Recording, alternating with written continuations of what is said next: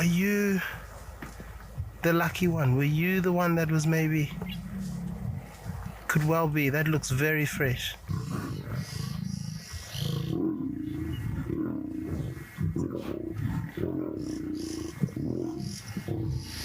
This summer, horns clash with hunger, courage meets stupidity, and somewhere in the middle, a lion rethinks his life choices. When lion meets buffalo, it's usually not the buffalo doing the running.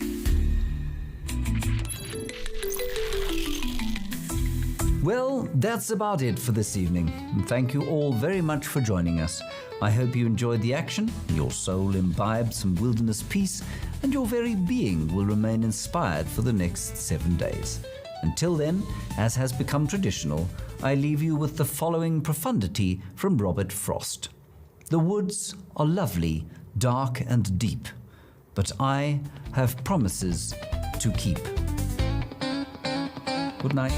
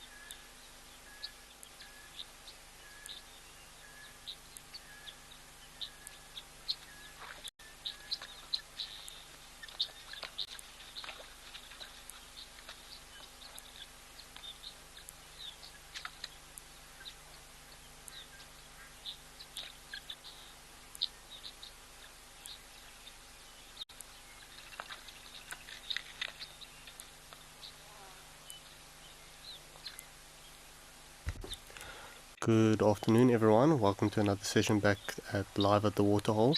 It's me, Kenneth Gamble. I'll be your guide for the session. Hope we have a really productive one today and we see a few couple of interesting things. I know yesterday was quite exciting.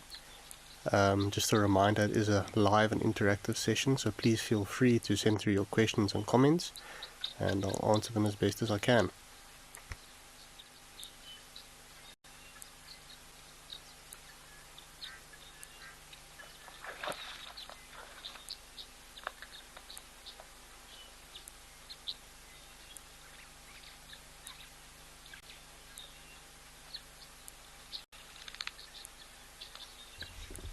So you've got a nice little peaceful setting today at Aldonio. A few guinea fowl skittering around and zebra peacefully coming in. Seems like they've gotten some manners. Normally they stampede in and take over the water hole completely. And they seem to be quite well behaved today.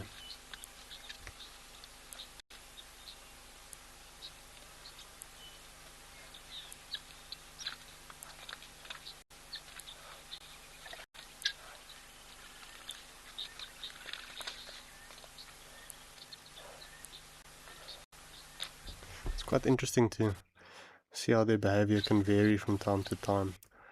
I guess a combination of energy levels, maybe their behavior or excitement to get to the water. Maybe if they're very thirsty they rush forth with a lot of gusto, but these ones are quite calm and collected. I think they're just taking the afternoon peacefully by. And that younger foal has decided to splash around a bit, so now it begins.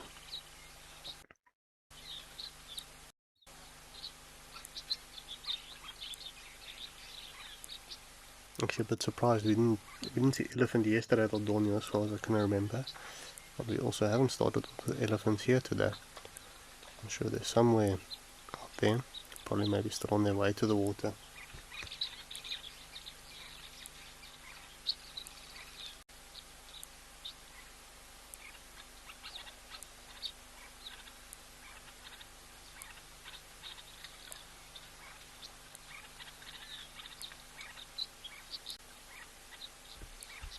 quite interesting if I look at these guinea fowl. If I just compare the differences to some of the ones we have in South Africa, their combs are much more upright. I always tend to curve backwards.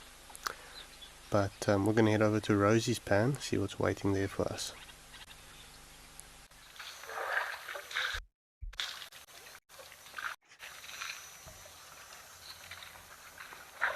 Oh, there we go. These are here. Nice little breeding herd. And a hippo in incognito. Ooh, that little one's gonna bump into the hippo there. It's quite close. I'm sure the hippo's actually asleep or just keeping still. You can see it's quite dry at the moment around Rosie's Pan and Balula Nature Reserve at the moment. Bush desperately waiting for the rains, but they are starting slowly but surely.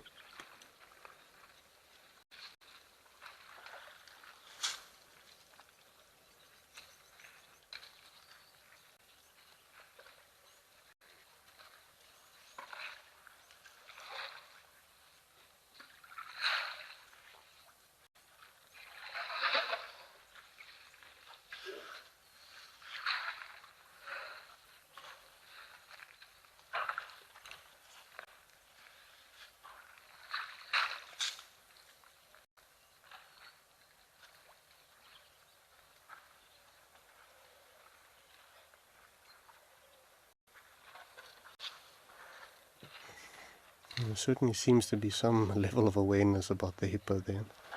More than likely the elephants can smell it. But no one seems to be too bothered. I think it's more normally the young, boisterous, young elephant bulls that's the poor hippo. But today there seems to be a bit of a truce taking place.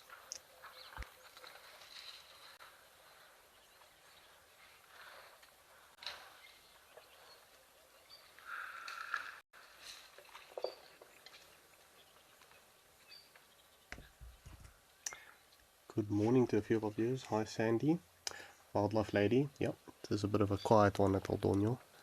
Normally used to a bit more action. Water level could be down. Maybe there was a few bigger herds or elephants have already passed through. I did notice the bank seems a bit wet.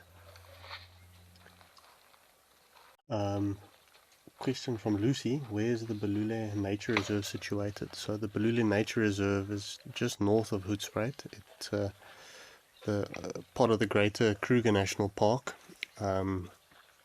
Comprises of a number of private reserves that make up of it. There's Olifants North, Olifants West, and a few other smaller reserves, but that's Balula Nature Reserve. It's just a few kilometers north of Hoedspruit and south of Palabora.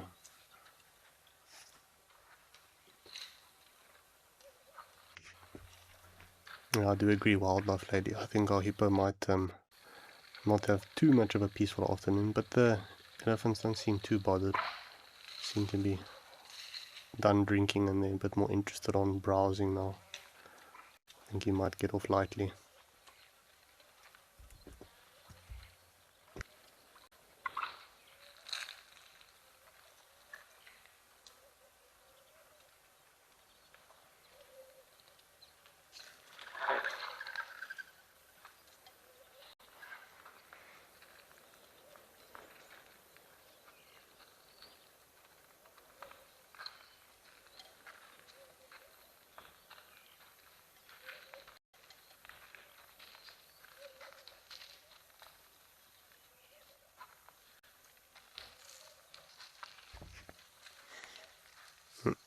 We'll see how hippos resubmerged itself, taking cover, pretending to be a rock again.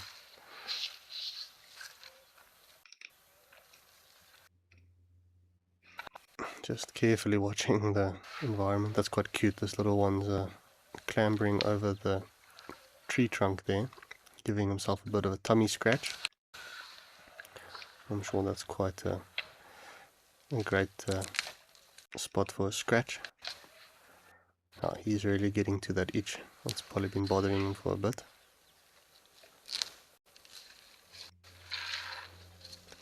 It's quite interesting. Often a lot of fallen down trees or tree stumps around waterholes get quite a polished appearance to them due to buffalo, rhino or elephants rubbing themselves after taking mud baths. Obviously that coarse sand and grit that's in the sand and the dust and mud that they cover themselves in also kind of in a way varnishes or sands the tree stump into a bit of a round and nicely textured piece of wood. It's very pretty if you ever see one. The rhinos themselves often have favorite scratching posts in their territories that they like to make use of.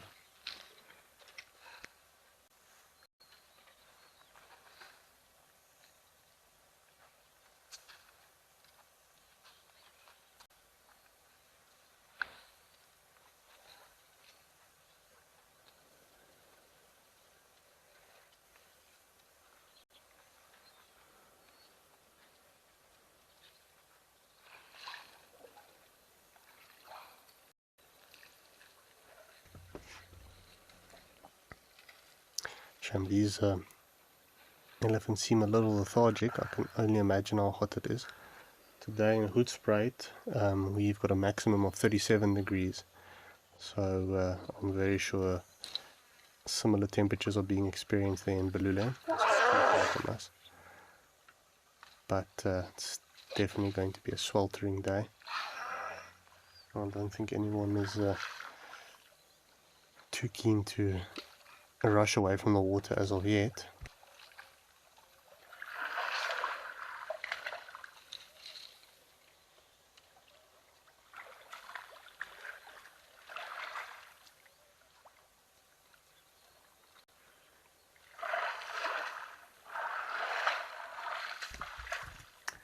Hello Mr. Elemental, and welcome to the show. It's nice to have you here again. Hopefully there's a few surprise, well, excuse my South African slang there. There's a couple of nice surprises in store for us today at the waterhole.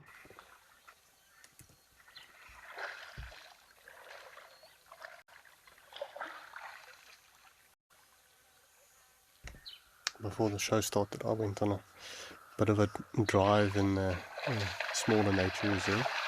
I also was eyeing out the birds and some of the waterholes. There's not a lot going on in the bush. You can see the animals are feeling the heat at the moment. But always a privilege and a fantastic thing to be in nature whenever one can.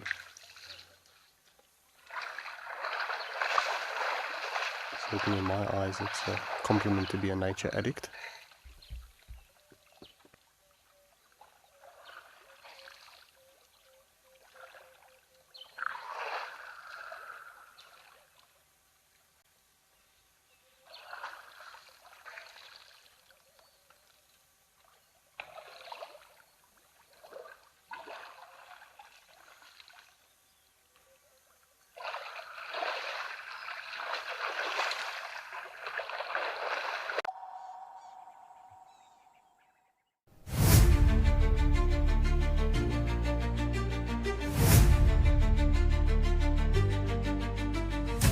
See you out on the safari.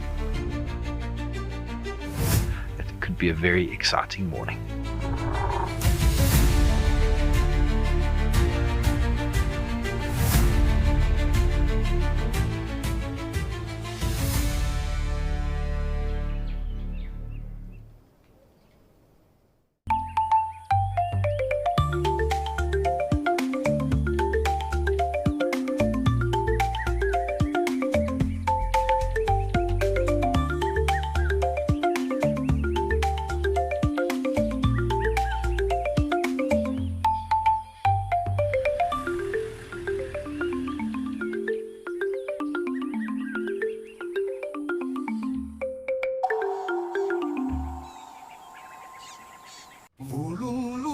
Would you like to know at what age a buffalo calf gets its horns? These are questions that you can ask me in real time. Our safaris are live and interactive here in the heart of Africa.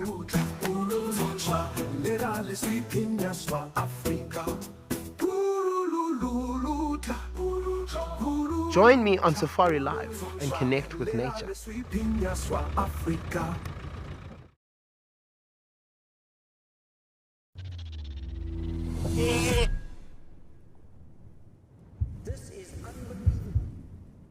Oh, she didn't catch it. Come on, Tommy! Watch this, we're about to see a kill.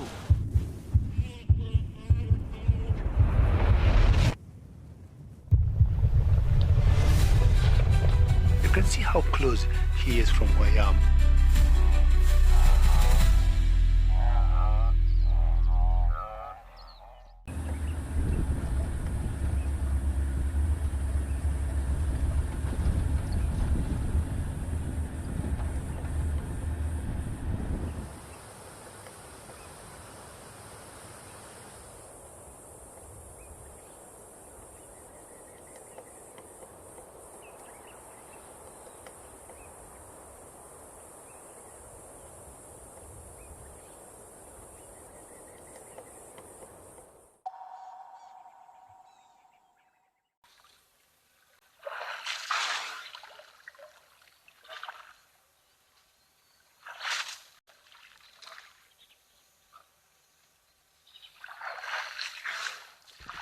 Well, we're going to leave the elephant to do the thing here. We're going to pop back over to Aldonio.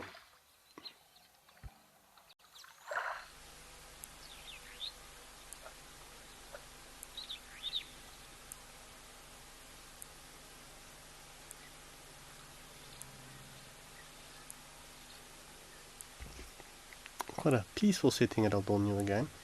Two stately giraffes. There's a few birds flitting on the edges, but very quiet and peaceful day here at Aldonio.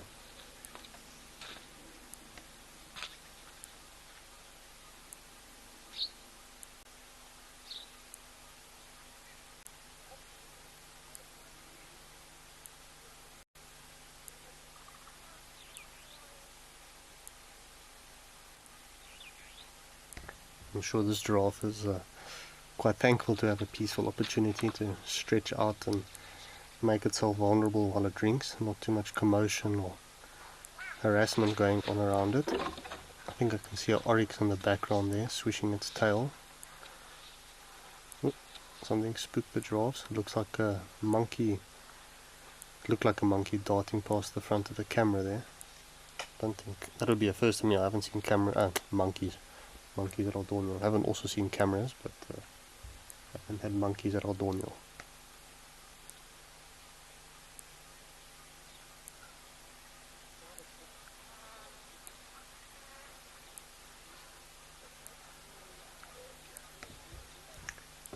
Tina's asking, could the other giraffe be looking out for predators while the other one drinks? Definitely so, Tina. You'll often see that in the herd. There's herbivores or antelopes. There'll always be at least one animal paying attention or looking while the others have their heads down. And definitely the case with the giraffes. You can see how carefully they look around and they listen before bending over to drink. I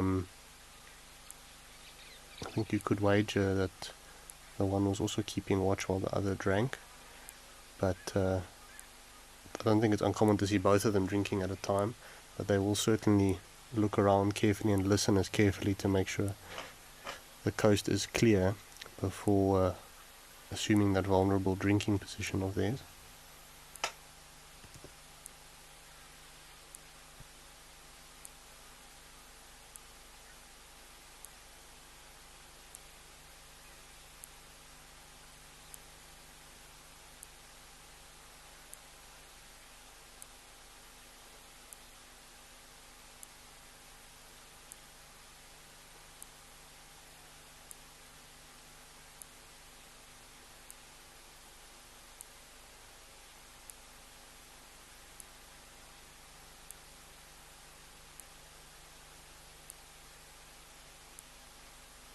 Well, seems like the giraffe had enough to drink. And they're slowly heading out. I did see, it looks like quite an older bull and a younger bull. They were getting a bit boisterous and playing around there. I wouldn't say it's a very serious fight. Probably just learning the ropes a bit. I'm sure the younger bull is well aware who's more dominant, but that's how they learn and grow. Gotta test the boundaries.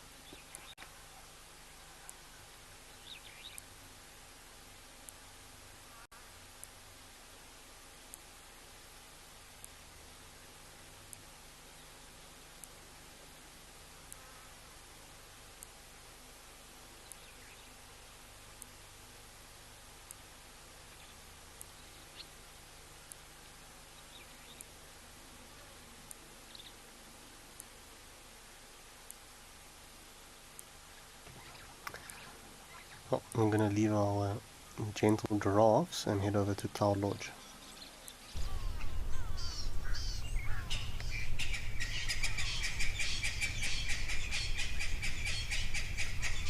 Well, it's quite a beautiful setting. These are some beautiful kudu bulls. The one at the back is very, very large and mature. Geez, that is stunning. And of course the other stars of the show, the elephants. And I can only imagine how hot it is also in this part of the country at the moment. That bright white ground is certainly quite contrasting. You can see a few spoon bulls also standing behind the kudus there. Looking for invertebrates to feed on in the water. Seeing this white sand reminds me of a trip we once did to Namibia, and I don't often wear sunglasses as I normally wear glasses, but that bright white sand was eventually too much for my eyes, and I put sunglasses on top of my glasses just so I could see animals and see the road. But truly contrasting. It almost looks like that one elephant has got itself covered in paint there with all those white blotches. Very interesting. I think you could call it the elephant equivalent of tattoos. How to stand out from the crowd. More than likely due to the salt content, or there might be a bit of lime or not really chalk, but yeah, I think lime would be the correct term, but quite high alkaline pH soil, giving it that whiter color. But yeah, we certainly have a few white elephants there. Interesting to have the saying in such a different term.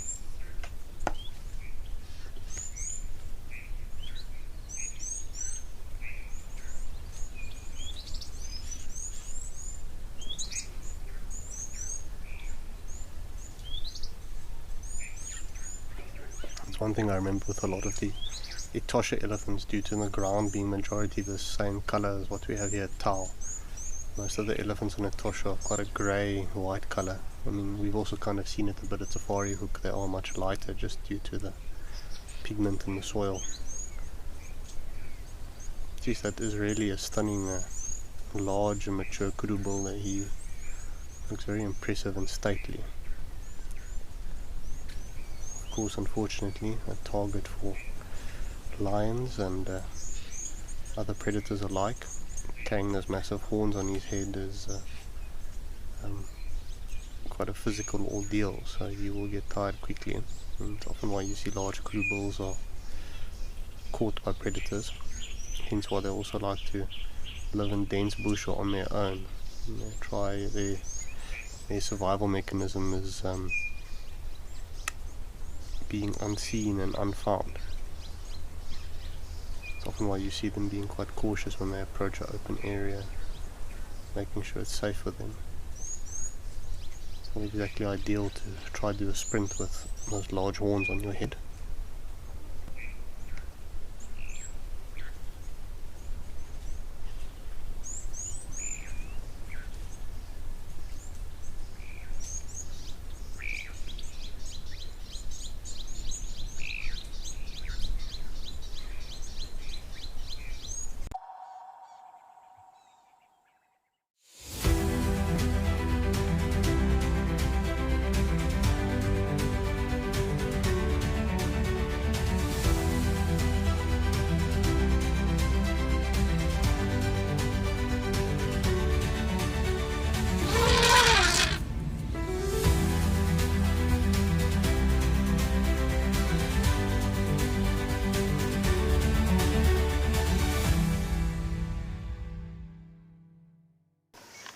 Even a hyena coming into the action as well now.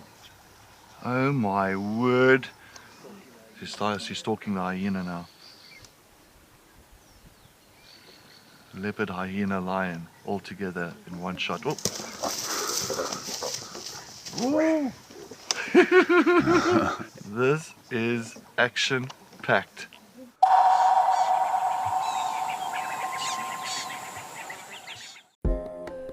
Would you like to know the difference between a male and female wildebeest? You can ask me questions like this in real time. Our safaris are live and interactive here in the heart of Africa.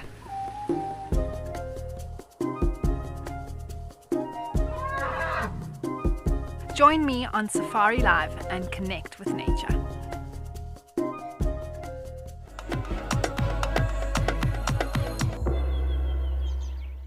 Join our expert guides at dawn for a live, immersive safari as the bush comes to life. Found ourselves a chameleon, and look how he's changed color. Every sunrise brings new discoveries. Pound for pound, a leopard is one of the strongest cats around. Ask questions, share your thoughts, and connect with nature, live and in real time.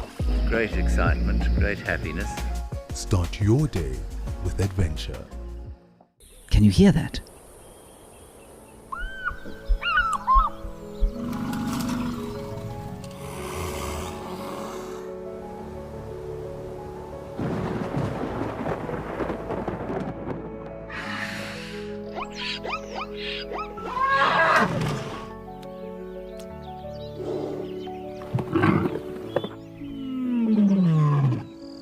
The wild is calling.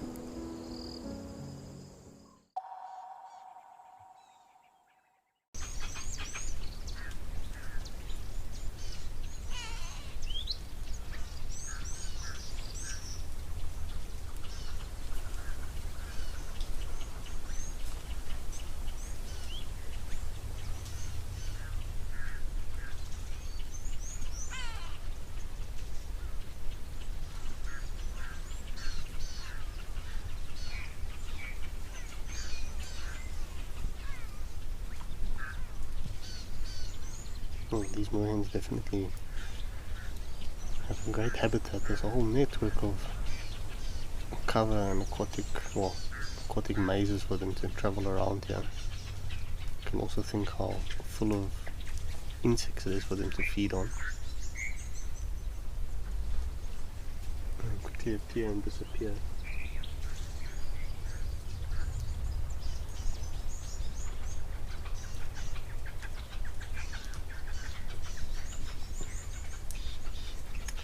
Right, in the canyon, mentioning 30 degrees Celsius where you are. A beach walk and a swim sounds like a great idea. I don't think I'd like to go for a walk right now, but certainly a swim. And there's a water buck also lying down.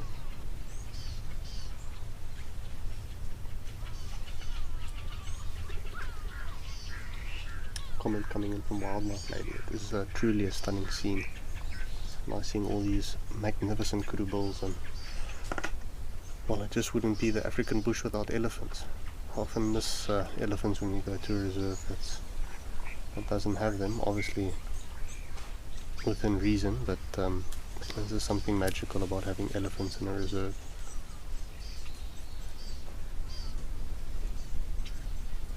I'd be interested to know how warm the water is in some of the waterholes we've been to today, where it's obviously swelteringly hot. Yesterday I dipped my toe in the pool thinking it would be pleasant, but it was actually still a bit cold. I'm not much of a fan of swimming in cold water. I prefer my water temperatures in the 26s and the 28s before I considered dipping in the pool.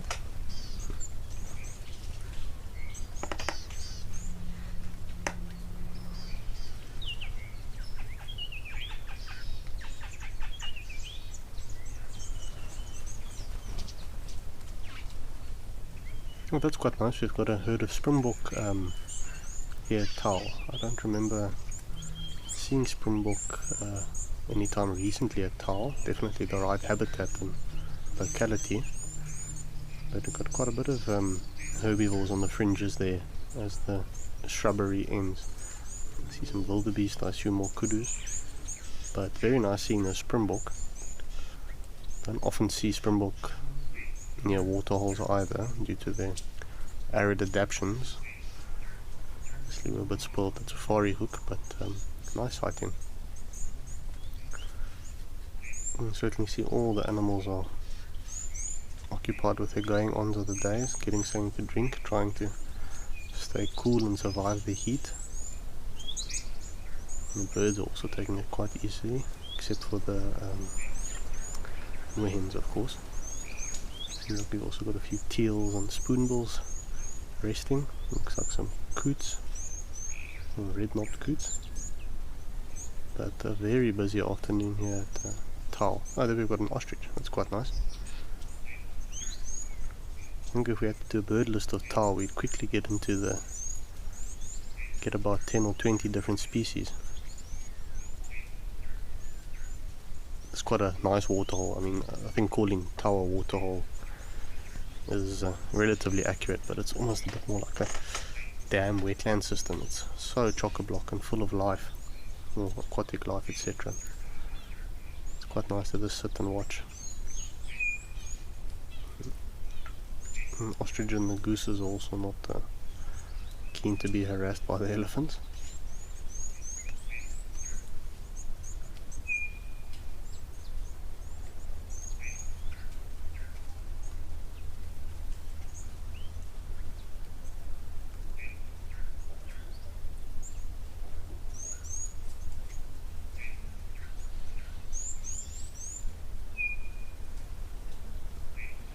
It appears as if our eddies have come across here for a bit of a mud bath, I assume.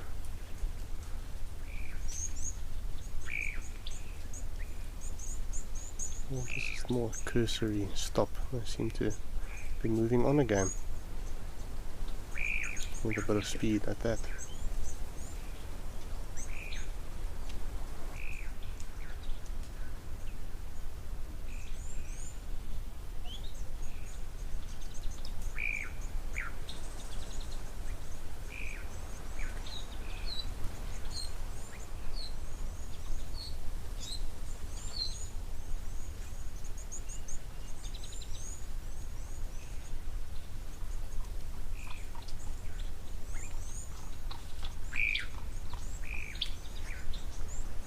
Let's see if our ostriches may be thinking of having a drink.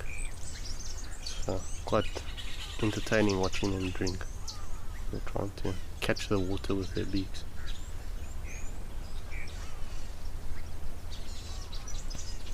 Does certainly look like he's considering having a drink here. So we know this is a male ostrich just due to his dark plumage or black plumage. The female will be a dirty brown, pale brown maybe. There we go, he's having a drink. Almost looks like he's picking the water. Interesting way of drinking.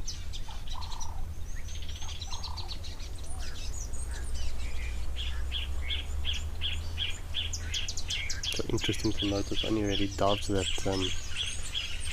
pigeons that can drink with their heads down, and they can actually sip the water up like other birds need to grab a bit and then raise their head to swallow it. And just an interesting adaptation that doves and pigeons have that enables them to drink like that.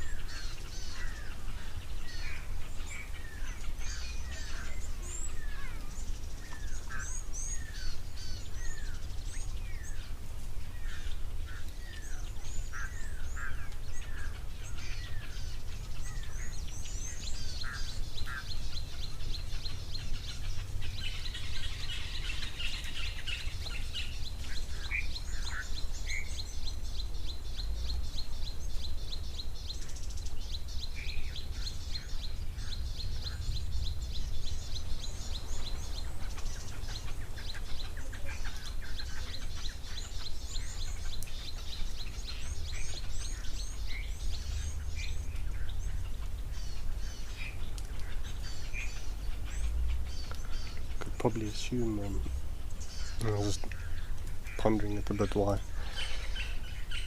doves are able to drink like that. It's probably more likely due to their grain diet and need to drink so often. Anyway, but our ostriches finished drinking and moving out. We're gonna head over to Moela.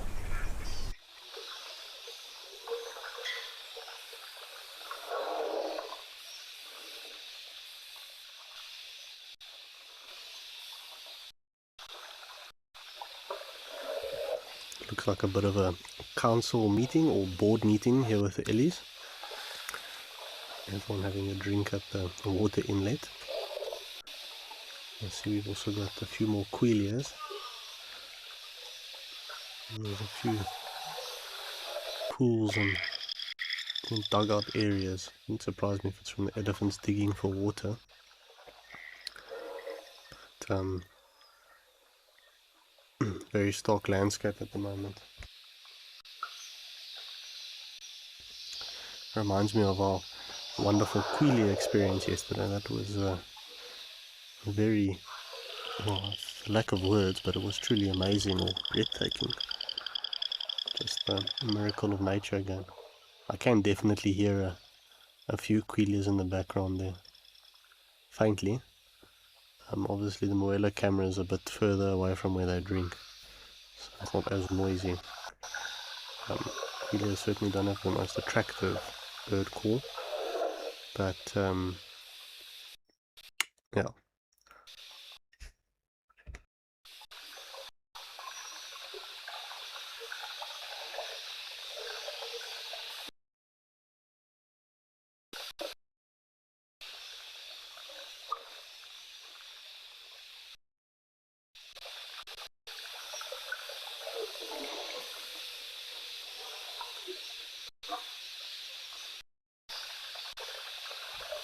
Well, things seem a little quiet here. We're going to head over to Simbavati in the Greater Kruger.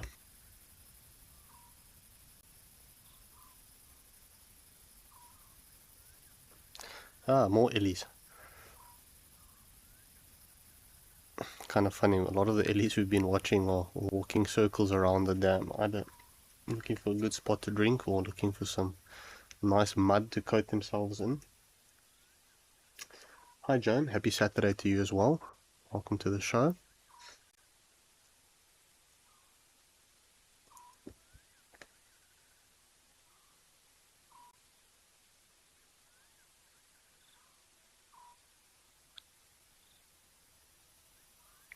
Shame these little small elephants are the most entertaining to watch at the waterholes. They just flop around and fall in the water. And the joys of being young and carefree. All the elephants are a bit more focused on trying to keep cool and stay hydrated. Obviously it's also a bit harder to coat themselves in mud, whereas the younger ones can kind of just flop and roll around a bit. But also looking very warm there. Elephants have almost completed their circuit around the Simbavati waterhole here.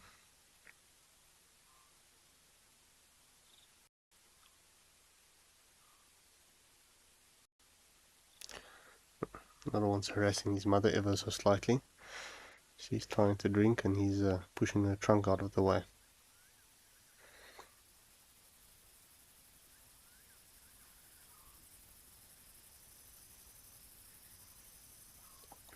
She's now cooling herself down a bit.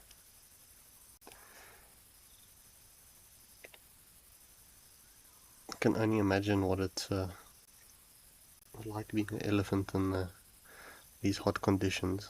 They must be baking hot. I'm sure that dark skin doesn't help for attracting the sun's heat.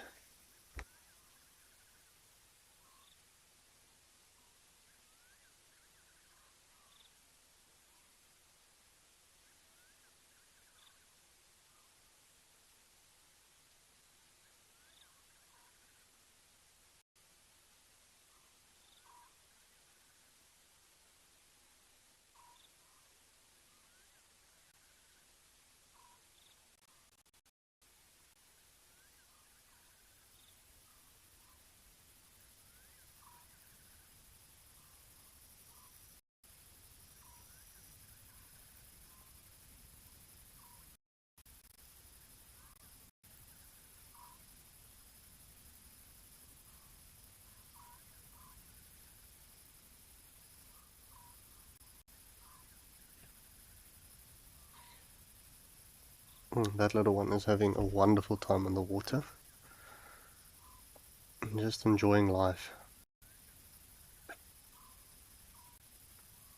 I definitely can't wait for the festive season or the December holidays to also splish splash a bit like that in the swimming pool. It's still a bit cold for me, but yeah, summer's slowly starting to set in properly here for us in the Lowveld.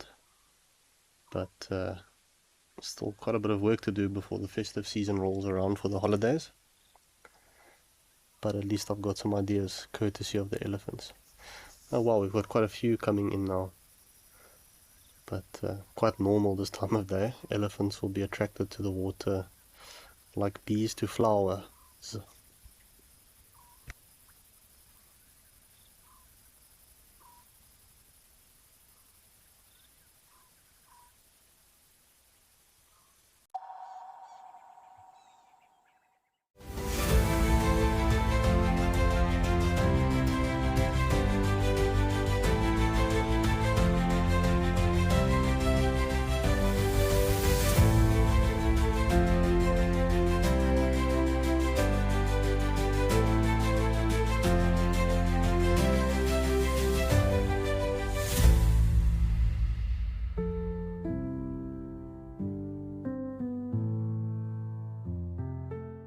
At Wild Earth, we believe every story has the power to create change. That's why we've launched the Wild Earth Impact Foundation, a non-profit dedicated to conservation and social impact. By showcasing conservation stories, we can change lives, protect nature, and empower communities. We have partnered with Empowers Africa to accept tax-deductible donations from US donors. Your donation will help fund critical programs that support our mission.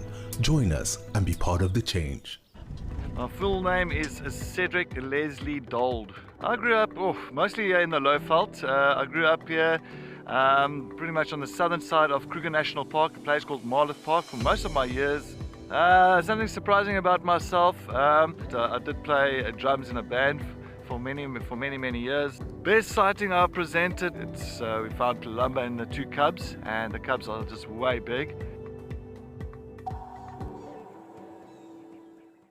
Ah, the bush, full of beauty, wonder, and absolute chaos.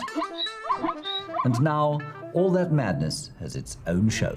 It's called a Wild Bush Week. The countdown of the most outrageous, heart-stopping, and sometimes downright ridiculous wildlife moments of the week. Lions throwing their weight around. Hyenas gate-crashing the buffet. Leopards doing, well, leopardy things. Each week, it's a fresh reel of safari gold. A mix of drama, She's just got an impala, everybody. danger, and a healthy dose of laughter. So, if you fancy a highlight show with bite, and I don't mean just the animals, tune in to a Wild Bush Week. You bring the tea, and we'll bring the tusks, tails, and teeth.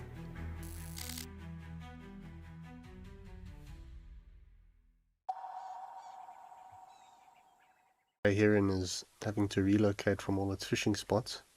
As the elephants walk around, it moves from one section to the next.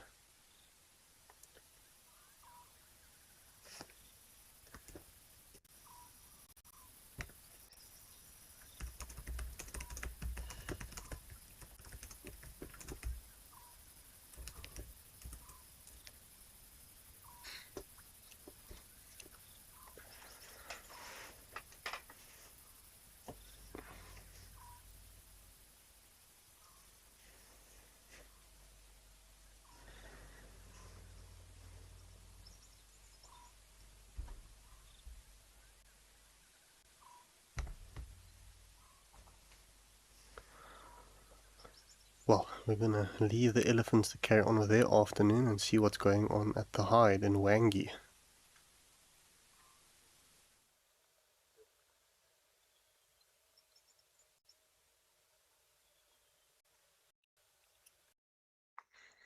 Ah, the clowns of the bush.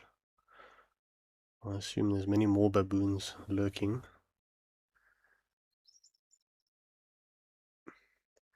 Always more entertaining when the at a distance. So we've also got a monitor lizard slinking in there. I don't know if this will get some attention from the baboon. Doesn't seem to be too concerned. It seems like they've just avoided each other. I was maybe hoping that would get a bit more comical. Having a quick sip there.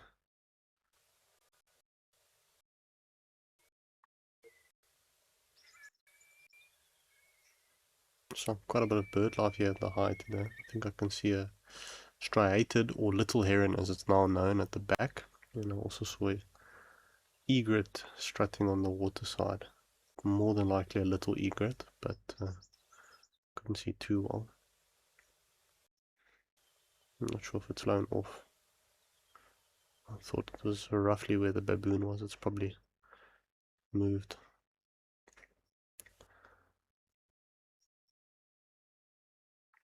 I wonder where the rest of the baboons are. It seems like this one's a bit of a straggler, or be doubtful to think a female's on her own like that. Might just be at the tail end of the group.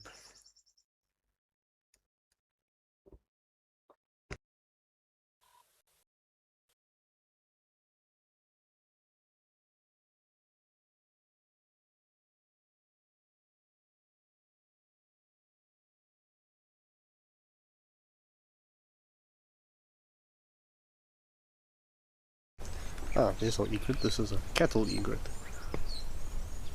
Partially convinced it wasn't the one I saw, but I doubt theirs would be two white egrets like that so closely together. But this is definitely a cattle egret.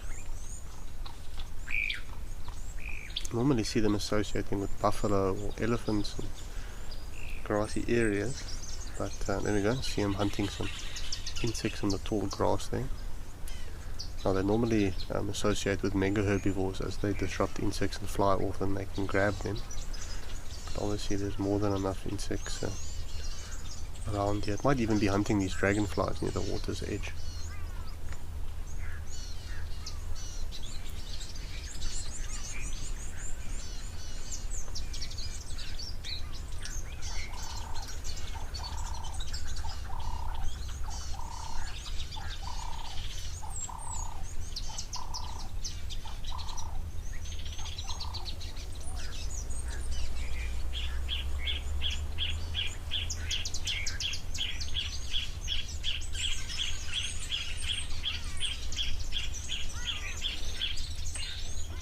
Myself, some of the birds do remind me of dinosaurs. Egrets and herons would be high on the list, especially the way this cattle egret is strutting around the grass. I imagine that would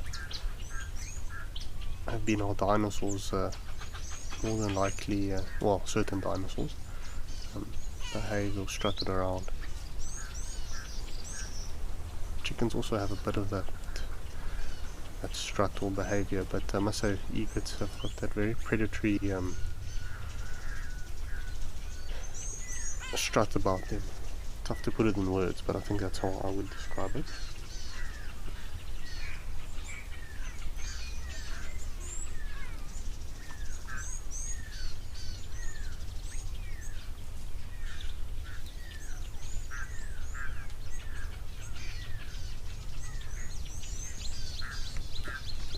Here we have a spur-winged goose, quite a large goose.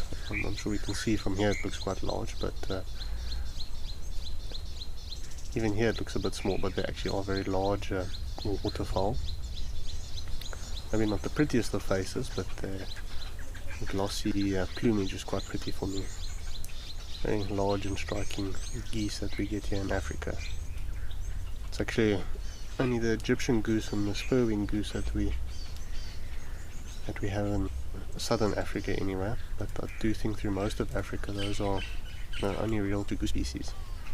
There is of course the pygmy goose, but it's actually a duck more than it's actually a goose.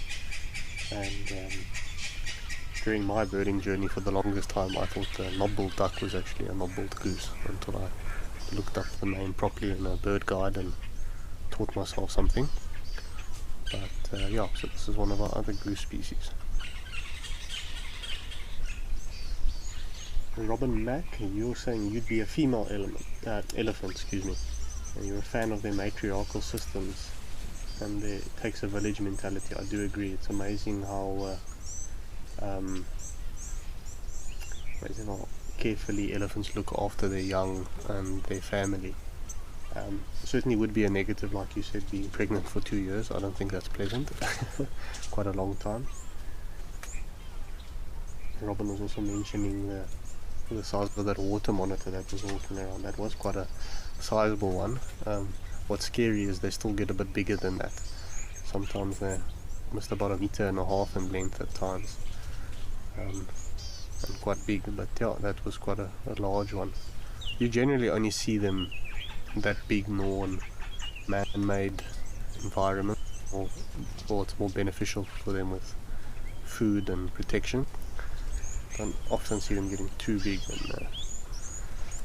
in more wilder environments. There's obviously a lot of spraying on them.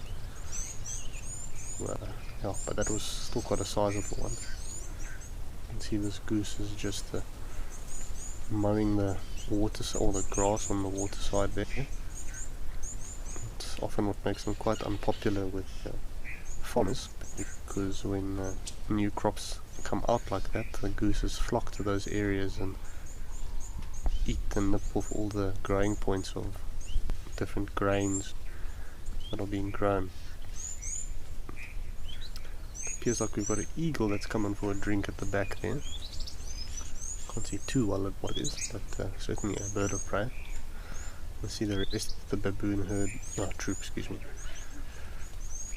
is around, so that female was not alone as we previously thought. But they seem to be on a bit of a mission to call them away, I'm sure. It's always entertaining watching baboons from a distance. I'm not necessarily a fan of them when you are staying in the bush and they try raid your accommodation. Me and my wife were in Kruger a few weeks ago, and we were staying in a cottage where there was quite a few baboons moving around in the camp, and you had to be very aware that you don't leave anything open for a second. It can be a bit of a nuisance like that, unfortunately, but the reason for that is, of course, people or tourists feeding them and not intentionally knowing the negative effects that can cause. People also carelessly leave food out, and baboons also start to associate human dwellings with food, which is also unfortunate. But all one can do is try educate people. There is copious amounts of signs and information about not feeding animals in national parks. These are yellow-billed kites that come for a dip in the water. I assume this is our romantic pair from yesterday that we briefly saw before we moved on to camera issues. But more than likely the two kites we saw yesterday.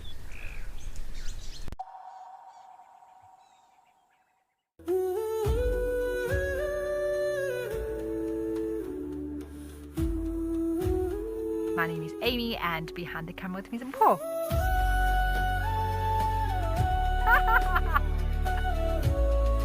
And I mean, to be able to share it with all of you. Fingers crossed, and I'll make sure I wear my lucky leopard socks as well.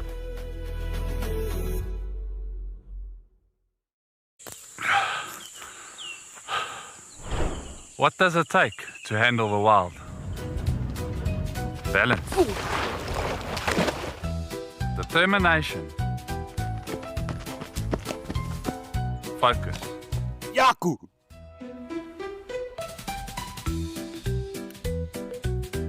And gear that can take a beating so you don't have to.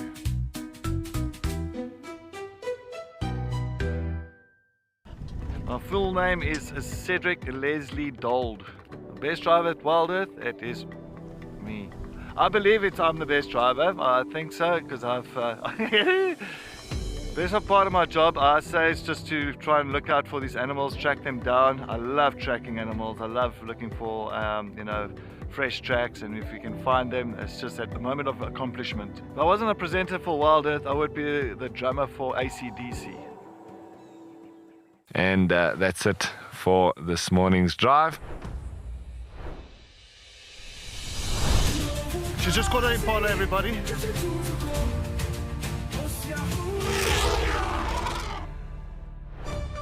And we're going to be heading out and seeing what animals we can find.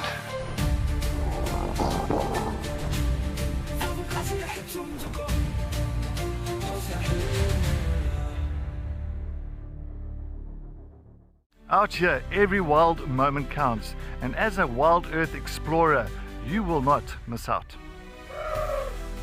Watch the Wild Earth channel ad-free 24/7, and you can even rewind if you have missed out on something. Enjoy the behind-the-scenes video clips as well as fireside chat, or get the early offers on our travel experiences. It's the best way to stay connected and be part of the Wild Earth family.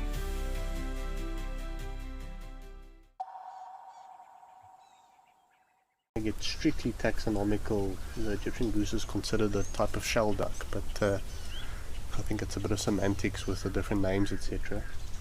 I think there's probably larger ducks. I think the Egyptian goose is a bit more, well, technically it's a shell duck, but just compared to the waterfowl we get in Africa, I would say I would personally love the Egyptian goose more with its goose brethren, compared to the other duck and waterfowl that we get in the African bush, like your whistling duck or your knob-billed duck. You can see a bit of a difference in my opinion.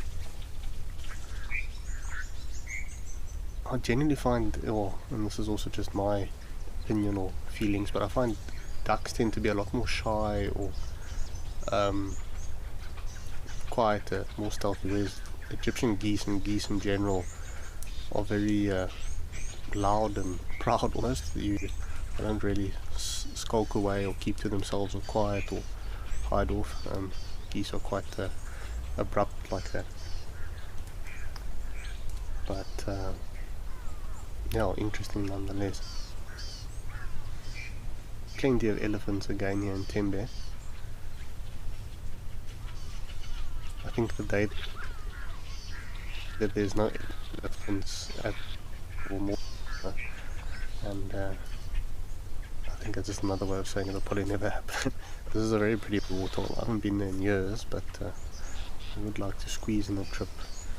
Maybe one of these days.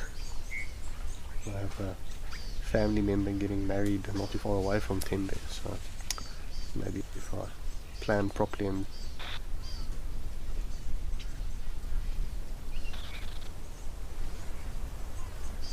play my crop. Let's just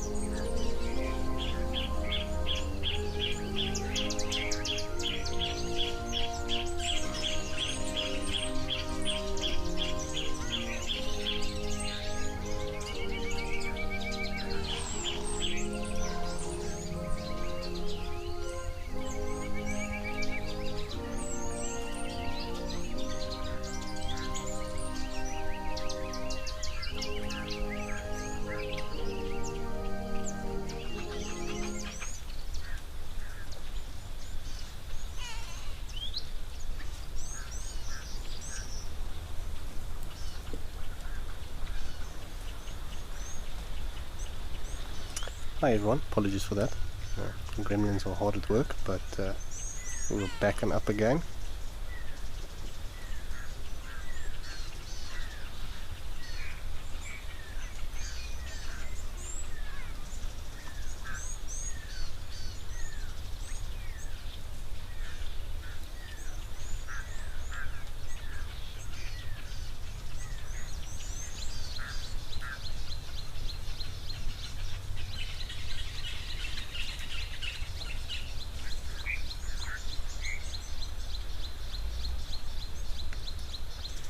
Just getting back to a question I did want to answer, and then the connection was a bit interrupted.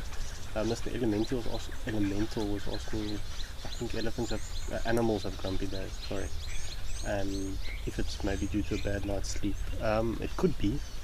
I do think, and with elephants anyway, but hippos can be the same, rhinos, buffalo. Those are normally your animals that are specifically known for being grumpy. I think sleep plays a role, certainly would induce stress, and an animal that's not well rested will obviously be a bit more grumpy. I do think most of the time it's probably more due to injuries or illness, losing a fight with another male, but that comes back into injuries, etc., or feeling unsafe. I think that constitutes a bit more for grumpiness, as we would call it, but that's a bit of a more human term. I think the grumpiness is more for them feeling threatened, or I was going to say not having patience, but I think having a lack of patience. If they're quicker to feel threatened, and that's what gets that fight or flight response going. Maybe not necessarily grumpy, but I think it is a good way of putting it. There are certainly some animals that are just a bit more grumpy and don't tolerate certain things.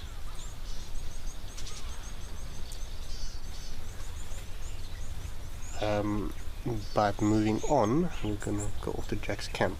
We're back on schedule.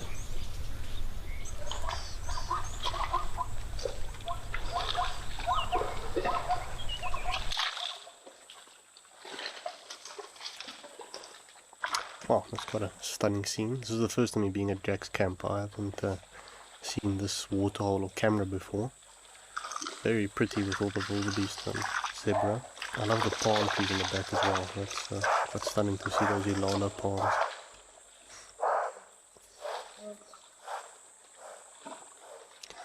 The water doesn't look too welcoming. It looks a bit like a mud soup, or quite churned up. Could think of better places to drink, but obviously zebra and wildebeest aren't as picky, or have the ability to be as picky as the elephants do. But that looks quite muddy. I think it's been churned up quite a bit.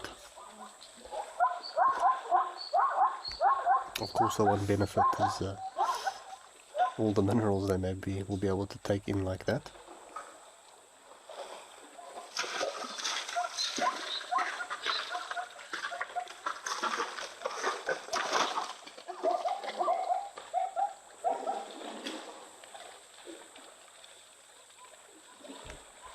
Ollie, you're asking if they can get sick from the water.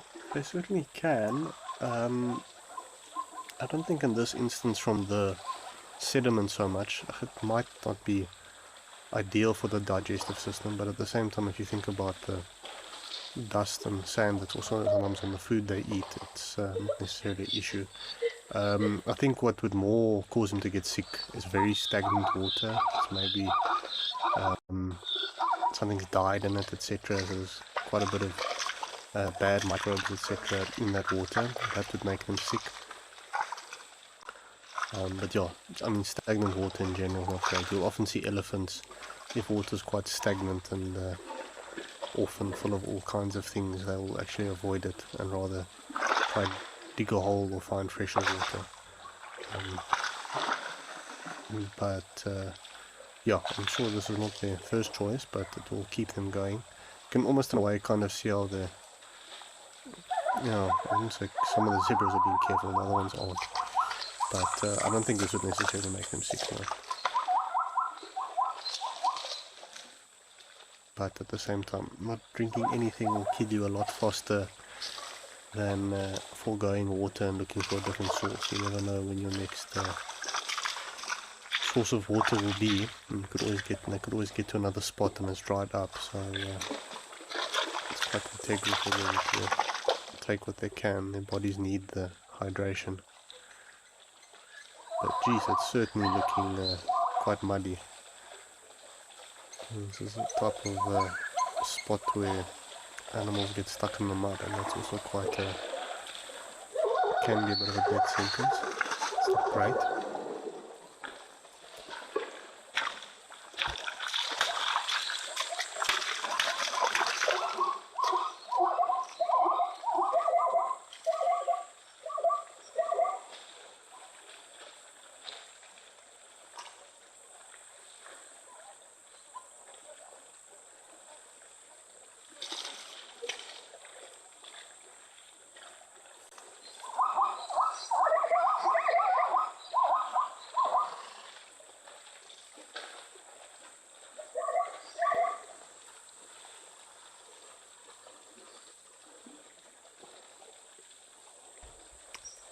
It was quite an intricate question I lost track of, but I found it again. It's from Jane Ludlow. She was asking, how does hair on a lion's coat grow? So just more interesting topic that caught my attention. But it's the same basic process as it would be in any other type of mammal. But yeah, essentially your hair follicles on the skin will produce keratin, and that's what forms the hair shaft in a mammal's coat. And then it goes through different stages: a growth phase, a transition phase, and a resting phase. Those are your three main stages as the hair develops. And yeah, you've essentially got the follicle actively producing hair, and the growth stops, and that follicle shrinks, and then the old hair will fall out, and a new hair eventually starts to grow like that. So it's almost a constant cycle of shedding and regrowth, which keeps the coat in a good condition. But like I said, a very normal process for all mammals essentially. Same with facial hair or anything like that. As many people know that once it starts, there's no stopping it. Interesting to note though, of course, there are different types of hairs. And specifically in lions, you would have guard hairs, which are your more coarser outer hair, and you've got your underfur. It's kind of the same if you have a pet cat. You'll notice the finer, softer hairs beneath and in the more sensitive areas compared to their outer coats.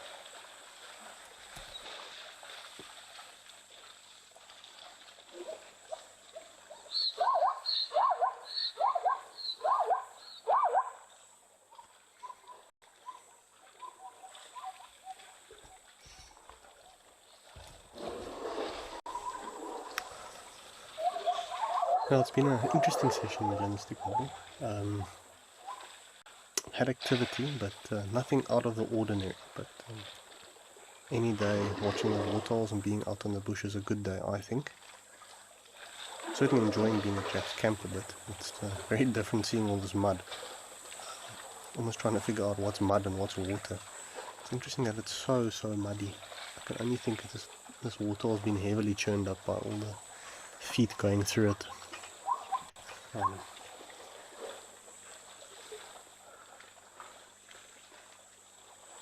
Clearly it's not too sticky, but luckily we haven't seen any animals trapped or stuck. Mr. Elemental, that's a good question. Is it even water or liquid mud?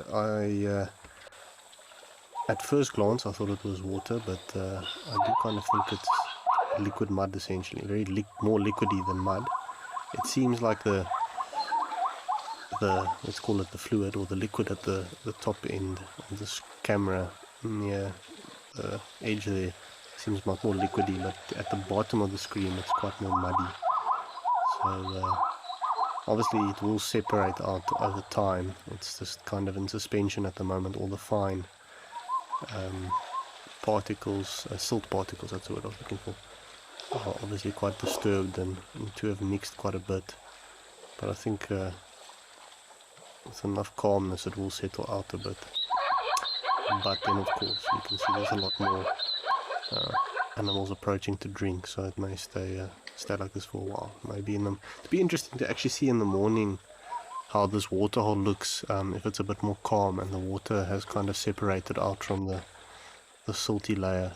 Because if we see the zebras leaving, we can see they're kind of wet, or there's a bit of a change in their coat, but it's not like clinging to them as mud would. So I do think it's a lot more on the watery side. But yeah, there's obviously quite a bit of silt particles and other fine dust particles that have been stirred up in the water. Because yeah, of course, if it was mud, we would see it stick to their coat. It would be quite difficult for them to do.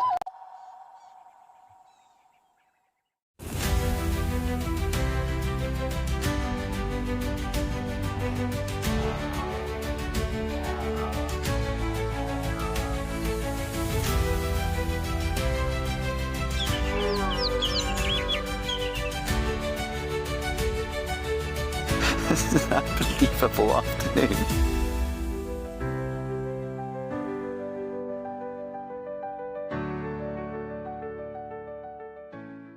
The Wild Earth Impact Foundation is a non-profit that uses the power of wildlife storytelling as a force for good. We create sustainable development projects that showcase conservation stories, empower people, and inspire environmental action. As a registered South African PBO, you can make a tax-deductible donation to the Wild Earth Impact Foundation. To find out more, visit our website.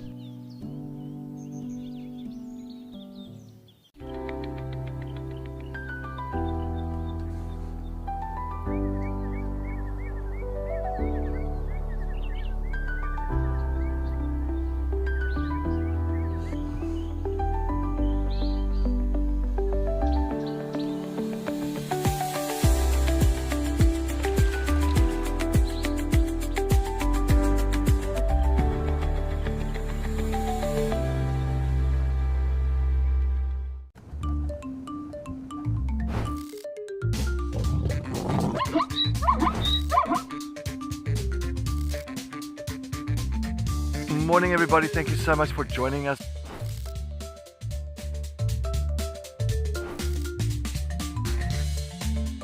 Wow, that was amazing, everybody.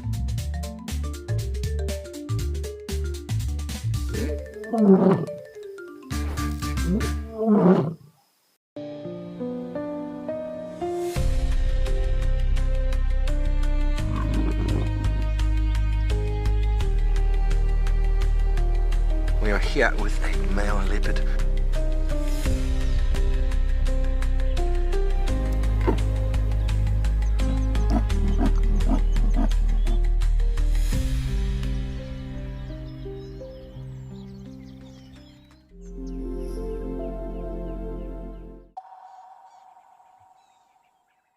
Older or weaker animals or younger animals that didn't have the strength to get out, but yeah, it can happen quickly. I think the top section is quite a bit better, but yeah, mud is a death trap. I was working in a citrus orchard last year. It almost also had kind of a quicksand-like effect to it. On the top it looked completely hard and dry, and as soon as you stepped on it you sunk up to your ankles or knees in some places. Suffice to say, I nearly lost my boots, but managed to get them back, and after some prolific polishing my shoes are doing a bit better. Shame this zebra here at the bottom now in a way kind of looks a bit stuck. I hope it isn't. It's not a pleasant way to go. It actually looks like it's been struggling for quite a while. I think this young animal may be a little bit stuck there. Shame, you can see it is struggling. Oh no, it's not pleasant to see. Nature can be cool, but it is the way nature works, unfortunately.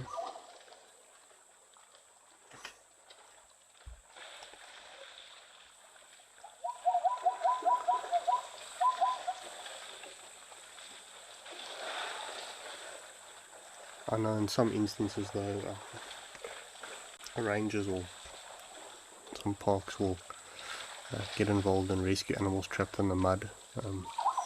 This is not a pleasant death for an animal, and a bit of a catch-22.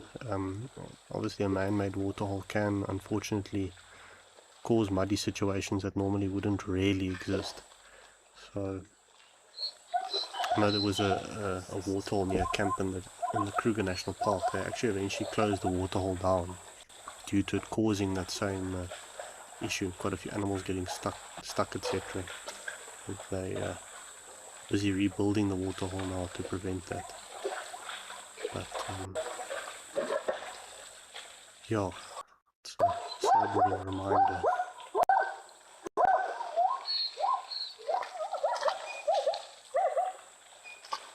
Yeah, you can see this bottom section, which is incredibly muddy. You see this young wildebeest struggling to get through.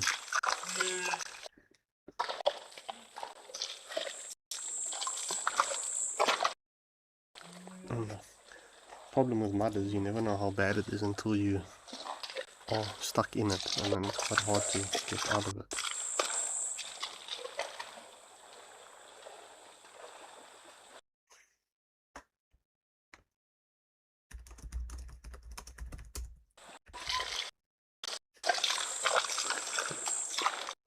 Well, I think we're going to move on from here and leave everything to carry on. Hope for the best for the zebra. And I'm going to move on to our next location.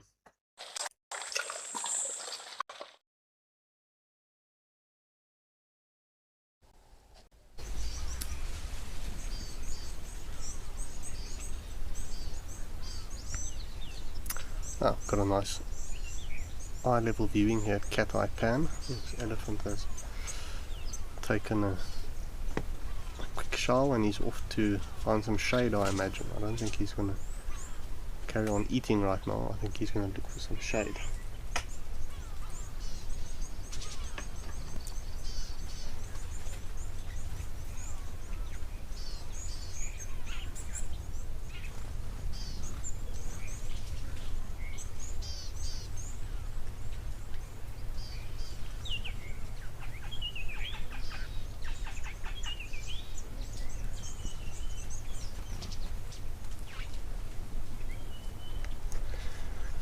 That's unfortunate. Just as we had a good viewing, our elephant has swiftly disappeared.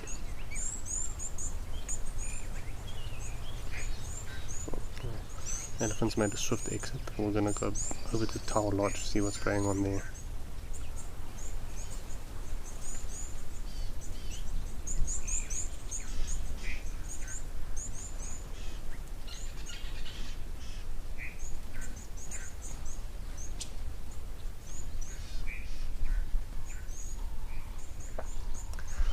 There we go. A bit of a quieter scene now. The birds are still very much active. A few ellies and some grazing antelope. So that's also the one deceiving thing of Tau, just due to how vast this view is.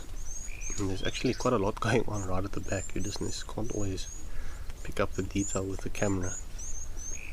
But there's more than enough going on. You can see both these bulls have got their trunks flat on the surface, listening for other elephants that are more than likely communicating with deep rumbles that we wouldn't be able to hear, or what's the word that I'm looking for? I'll find it now. My English is escaping.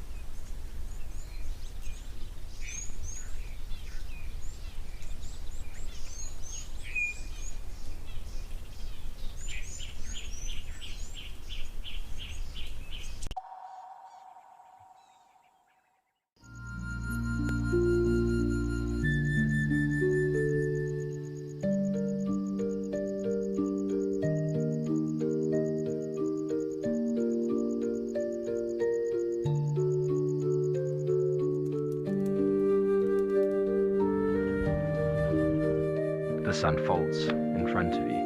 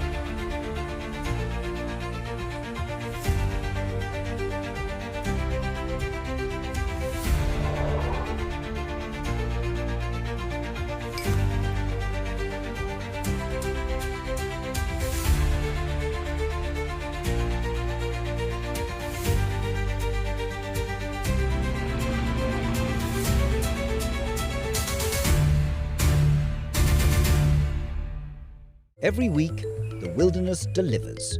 And that's why we're here. Drama, chaos, crimes, humour. All moments you'll never forget. We've counted them down, argued about them, and finally picked the very best. From rare sightings to classic bush showdowns, this is nature's weekly highlight reel. Sharp facts, bad jokes, and the wildest top 5 you'll see this side of the savannah. It's not just a show, it's a wild bush week. Out here, every moment counts. As a Wild Earth explorer, you won't miss a thing. Watch the Wild Earth channel ad-free, 24/7, and rewind if you want to catch something again. Enjoy behind-the-scenes videos, fireside chats, and early access to travel offers. It's the best way to stay connected and be part of the Wild Earth family.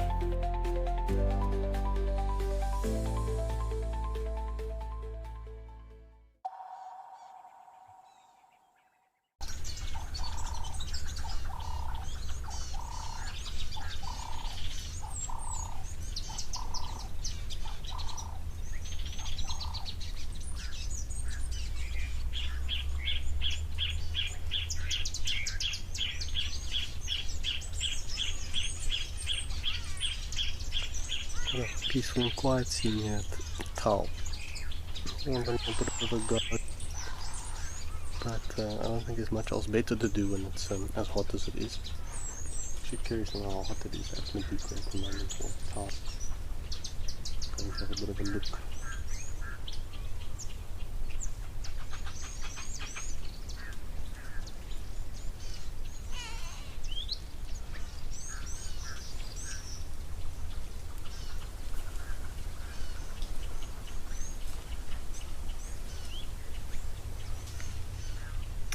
Sizzling 31 with a max of 33 degrees Celsius, so it's quite warm. Maybe not as hot as other parts of southern Africa, but 30 degrees is more than enough to make you feel some heat exhaustion. I actually managed to get myself quite sunburnt last weekend on a bit of a safari in the Timbavati. I underestimated the sun quite a bit, and I had a red nose like a reindeer. So it's always a good idea to never underestimate the toughness of the African bush and the heat of the sun. It can strike when you least expect it.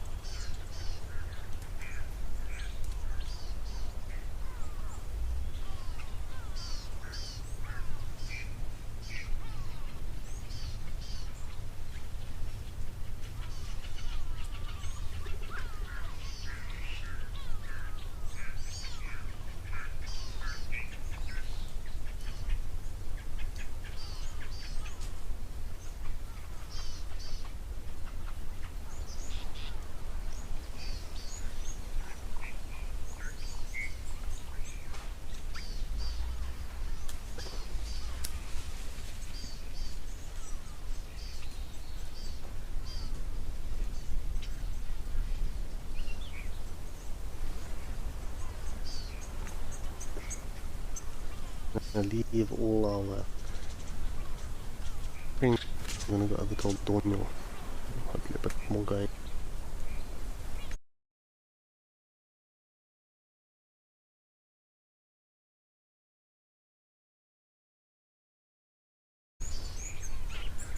Very quiet zebras and an oryx. It's behaving themselves again at El Dormio. Also, the water does look a bit lower than it normally does. It's a bit slow. That also said that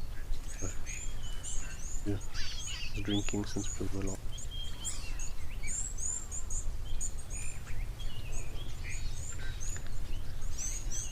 Looking after equipment in the bush that often takes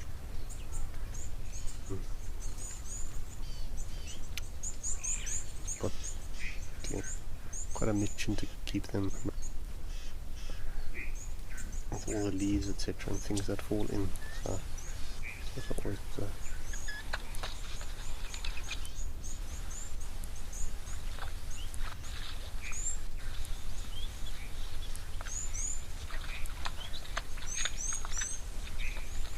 see, we've got quite a few swallows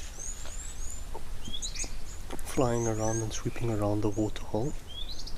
I think our chances are slim of identifying them.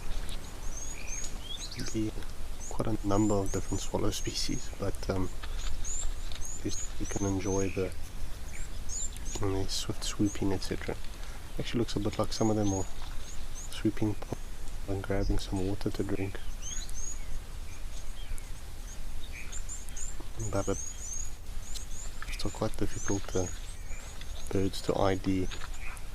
But nicer, because sometimes they will land and sit still for you, whereas swifts never actually land, just in their nests, and at times they will even fly. So when you're trying to ID swifts, you rely heavily on colour and sometimes to a lesser extent calls, but it's not easy tracking them with binoculars. It's easier to start with. So we've got a few more zebras coming in now.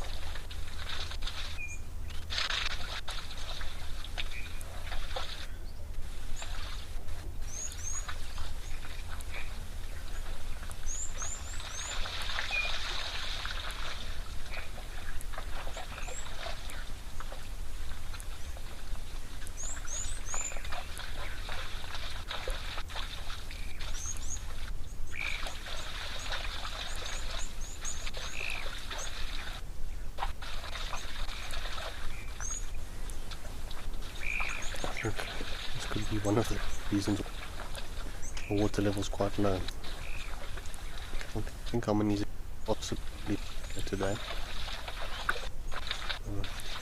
No small feet to keep this water full the whole time.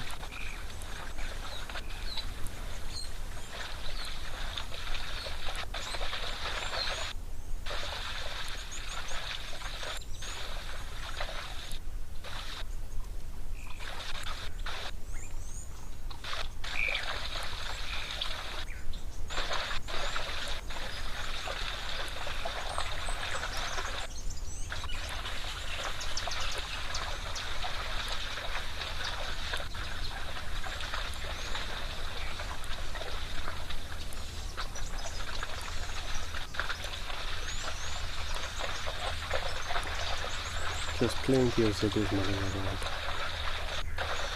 So we've got a one-horned oryx.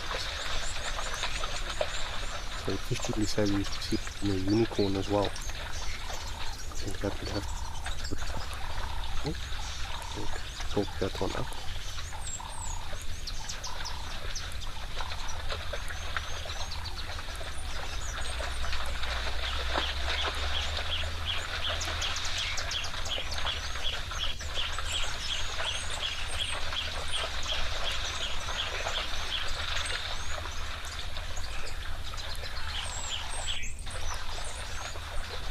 Canine door of foil piper area. Specifically referencing, but just looking at the rocks that are packed here in front of the camera, shooting a bit of a top for watch. I'm not specifically sure exactly what type, but also the dark soil is also kind of evident of it. Give it a quick what we can find out. Geology is not my forte, I do appreciate it, but you can see how these rocks look almost a bit lava. Bubbles and etc.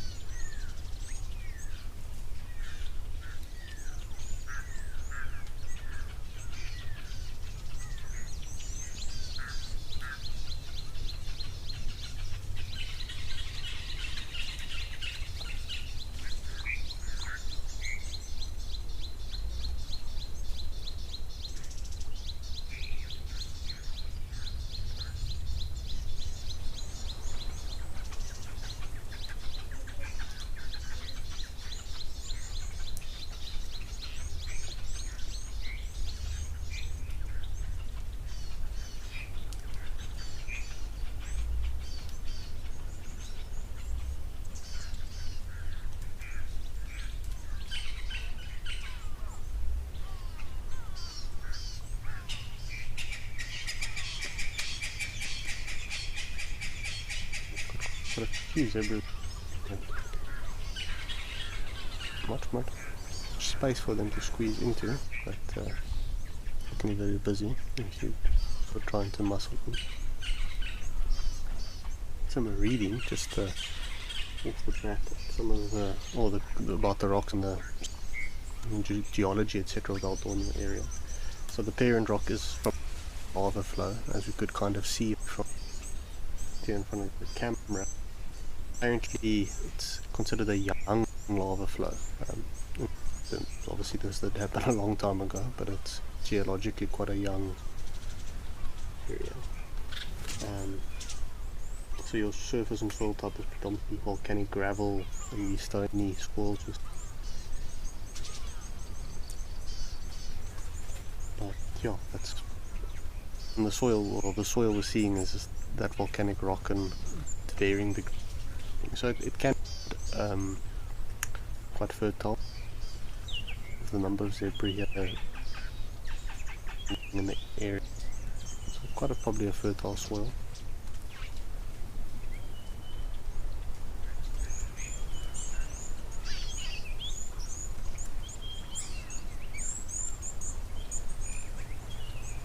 Yeah, I think melanistic marble. We will have to hope a glimpse of marble. Oh, sorry, Kilimanjaro. I almost said Mount Kenya. Kilimanjaro. I haven't seen it too many times, but it's quite a beautiful.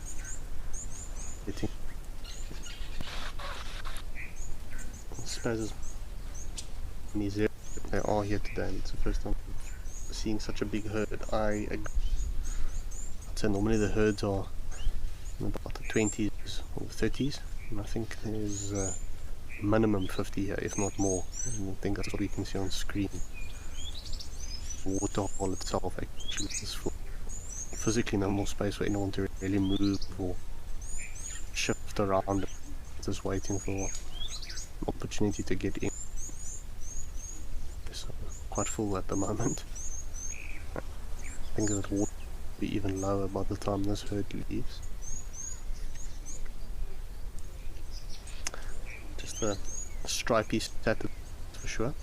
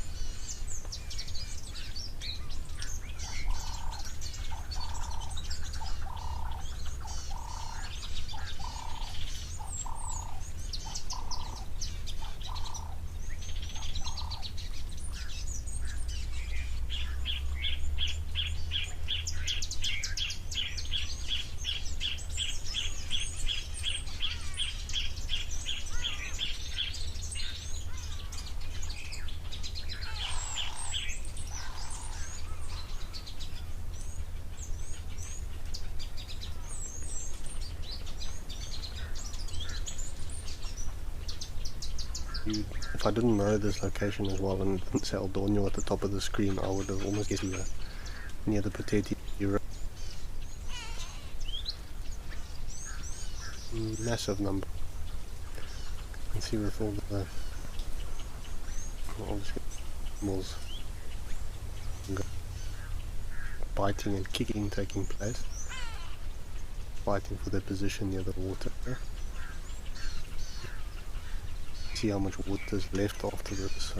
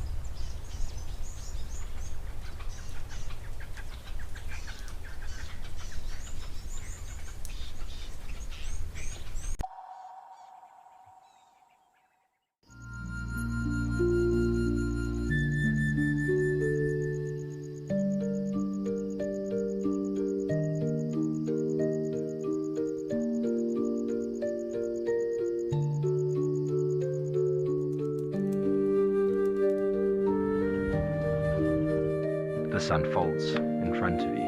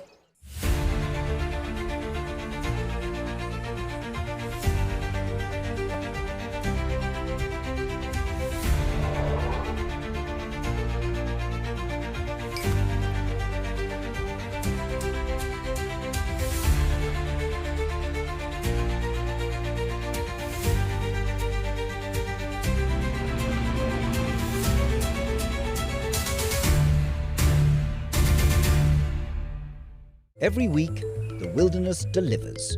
And that's why we're here. Drama, chaos, crimes, humour. All moments you'll never forget. We've counted them down, argued about them, and finally picked the very best. From rare sightings to classic bush showdowns, this is nature's weekly highlight reel. Sharp facts, bad jokes, and the wildest top 5 you'll see this side of the savannah. It's not just a show, it's a wild bush week. Out here, every moment counts. As a Wild Earth explorer, you won't miss a thing. Watch the Wild Earth channel ad-free, 24/7, and rewind if you want to catch something again. Enjoy behind-the-scenes videos, fireside chats, and early access to travel offers. It's the best way to stay connected and be part of the Wild Earth family.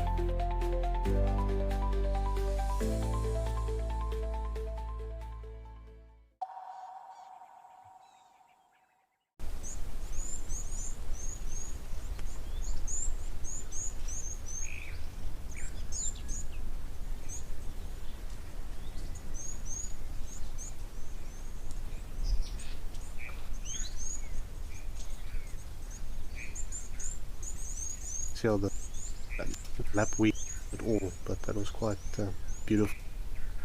Just action come past. Always a bit of an artistic enjoyment. Must say that water, the lapwings are standing and looks a bit different. Foam and stuff on the surface there. Probably indicative that the water's a bit stagnant.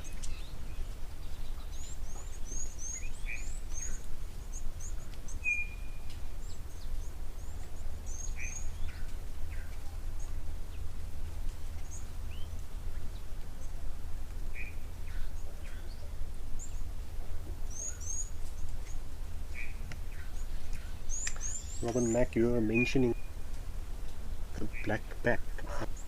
In anything, but I have once or twice in my zebras with strange markings.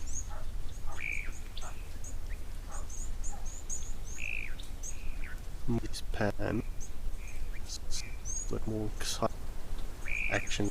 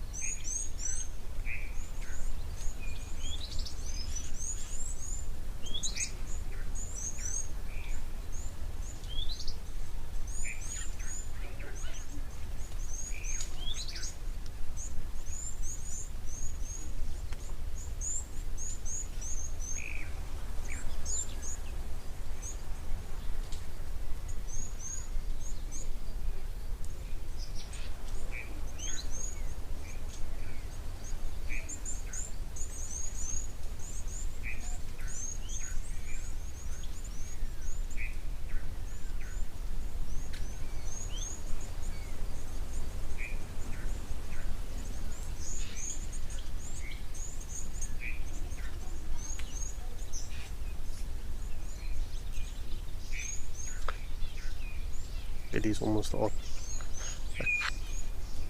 Here at the camera.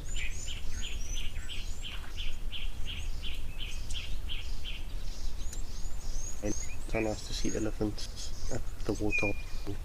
It is a very peaceful thing.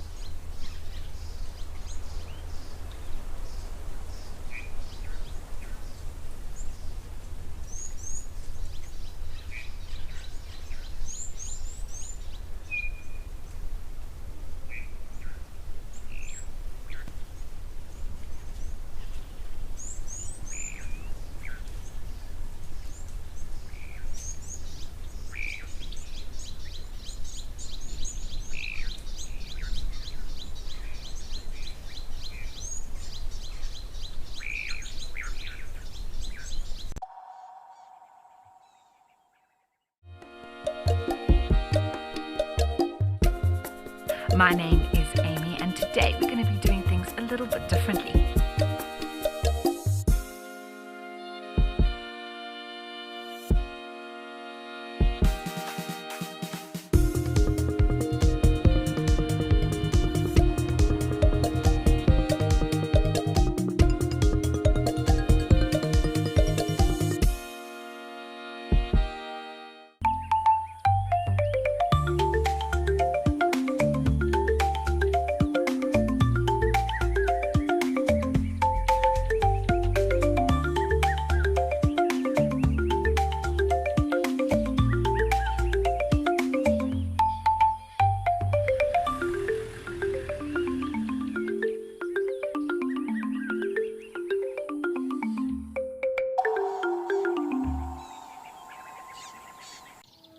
I get to wake up every morning and go out there and look for cats. I get to create my everyday safari for myself. I grew up in the sort of central eastern suburbs of Johannesburg, fully qualified trails guide and a fully qualified nature conservationist. I love the wild places. I love being in the wilderness. It's probably one of the best jobs I've ever had and probably ever could have. That is brilliant. Real? You say the best kind of roadblock? Absolutely. Look at this. Hello, girls.